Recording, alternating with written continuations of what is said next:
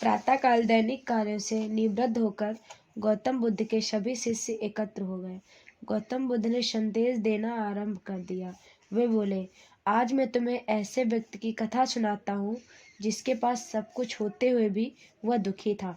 गौतम बुद्ध ने कहना आरंभ किया, किसी नगर में एक सेठ रहता था जिसके पास लाखों की संपत्ति थी। बहुत बड़ी हवेली थी, नौकर चाकर थे, फिर भी सेठ के मन को शांति नहीं थी।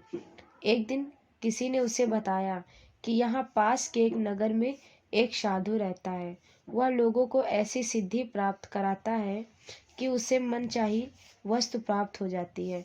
सेठ उस साधु के पास गया और उसे प्रणाम करके निवेदन किया, महाराज, मेरे पास धन की कमी नहीं है, पर फिर भी मेरा मन बहुत अशांत रहता है। आप कुछ ऐसा उपाय बता दीजिए कि मेरी अशांति दूर हो जाए।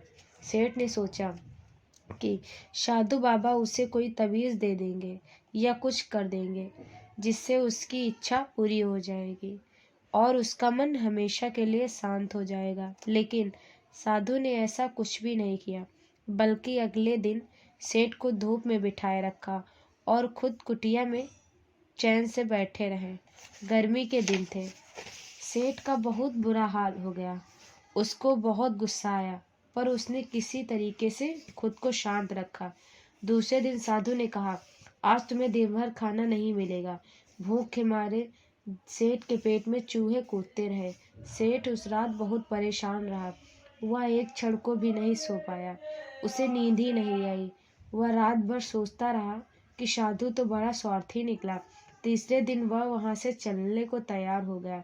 तभी साधु बाबा उसके सामने आकर खड़े हो गए और बोले, सेठ क्या हुआ? सेठ बोले, यहाँ बड़ी आशा लेकर आया था, जो कि मुझे कुछ नहीं मिला। उल्टा मुझे मुसीबतें उठानी पड़ी जो मैंने अपने जीवन में कभी नहीं उठाई। साधु हंसकर बोला, मैंने तुझे इतना कुछ दिया पर तूने कुछ लिया ही नहीं। सेठ आश्चर्य होकर साधु से बोले, आपने क्या दिया मुझे? साधु बोले, पहले दिन जब मैंने धूप में बिठा तब मैंने बताया कि मेरी छाया तेरे काम नहीं आ सकती है। जब मेरी बात तेरी समझ में नहीं आई तो दूसरे दिन मैंने तुम्हें भूखा रखा और स्वयं खूब अच्छी तरह खाना खाया। मैंने तुम्हें यह समझाया कि मेरे खा लेने से तेरा पेट नहीं भरता। याद रख, मेरी साधना से तुझे सिद्धि नहीं मिलेगी। तूने अपना धन अपनी मेहनत से कमाया है और शांति भी तुझे अपनी मेहनत से ही मिलेगी। सेठ की आंखें खुल गई। अब उसे अपनी मंजिल पर पहुंचने का रास्ता मिल गया था। साधु के प्रति आभार व्यक्त करता हुआ वह अपने घर लौट गया।